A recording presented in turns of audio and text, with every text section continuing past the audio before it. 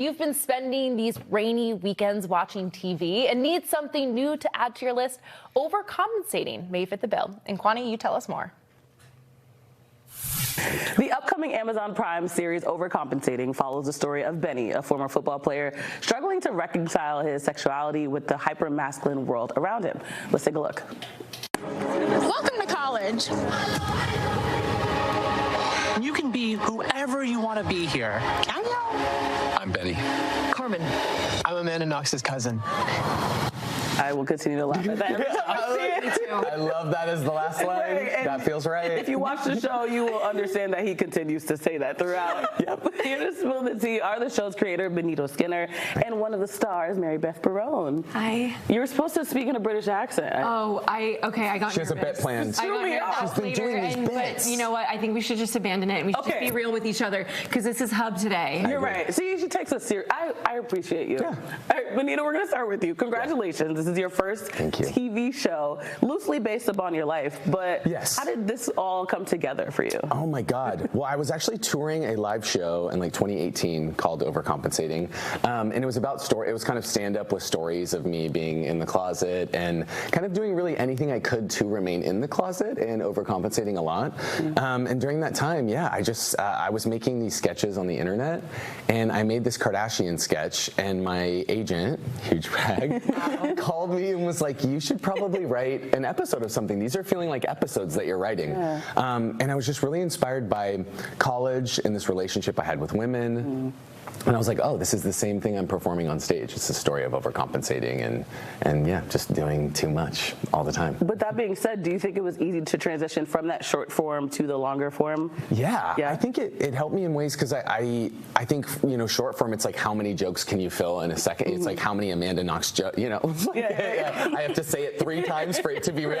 I love Amanda Knox, by the way. But yeah, I feel like it did help me and it really helped me, I think, develop my comedic voice, before jumping into this. So, but yeah, that's not to say it didn't come with challenges of being like, whoa, this has to be like long. We have to tell stories. We need stakes. But that was so exciting. It was a new challenge. Yeah. So Beth, I already addressed her with the beef that I have with Grace. She plays Benny's tough older sister, but it does seem to stem from insecurities that I'm assuming we'll eventually find out what exactly those are. Yes. But how did you approach her backstory?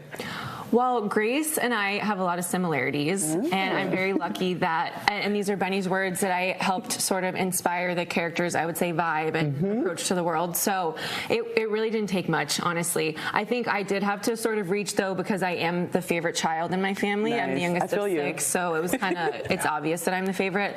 Whereas in, I think, the Scanlon family, which is our fictional family, Benny is the clear favorite. Yeah. So I think a lot of her animosity and resentment towards him actually comes from the parents sort of pitting them against each other. But you'll find out a lot more about that as the show unfolds. And yeah, it was just so fun to get to have a totally different dynamic on screen with Benny. Yeah. And we can see it too. Oh, yeah. So the series really digs into identity, growing up, figuring out who you are, especially on a college campus. But what would you say you two learned about yourself while shooting the show? I learned I am a nightmare to work with. Yeah. I'm hell. Oh my God, what did you learn? About ourselves. I think what I love about the show that I think is really universal is that it's about these characters who feel like they have to overcompensate in order to receive love. And so that's a message that people at any age, at any stage in their life can relate to, I think. So just feeling like in the environment where we can really be ourselves around each other, to have the stark contrast of these college students who are just doing, like you said, way too much. I think it reminded me of how lucky I am to be where I am at in my life, where I have that like chosen family. Yeah. And I don't feel like I'm having to perform except for my job and of course and everything. Actress. Yeah. I feel like I maybe started to forgive myself for certain things. I used to think like I can't believe I didn't come out sooner. And I think with any character in the show, you can look at them and be like, why are they doing that? And kind of almost be angry with them. And I was angry with myself, but I feel like in doing the show, it's like we all have reasons that we're doing these, I think, performances. I think it's safety mechanisms. I think it's for love because we think we have to.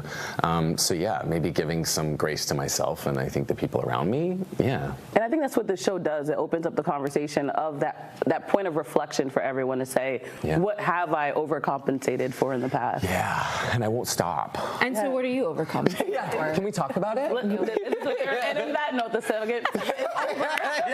And that's it. We actually are out of time. Oh, okay. I love the news. Hey, we'll talk about it offline. Today. If you don't like the conversation, change it. Exactly. That's what they told us in media training. That was incredible. She said, actually, the interview's over. Yeah. Thank you so much. And that's a wrap. I appreciate you both. Well, you want to read the prompter, you can. Yeah, let's do it. Overcompensating premieres May 15th on Prime Video. Don't miss it.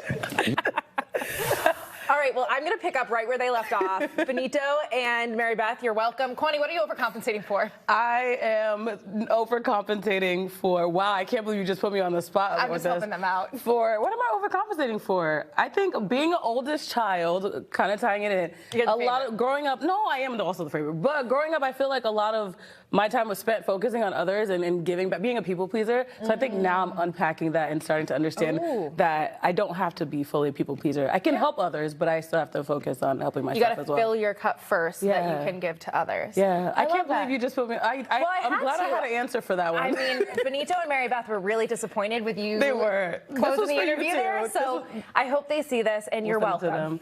By the way, they usually send us screeners, as you guys know. Yeah. We only got 4 episodes for this one. I'm so looking forward to the rest of the season.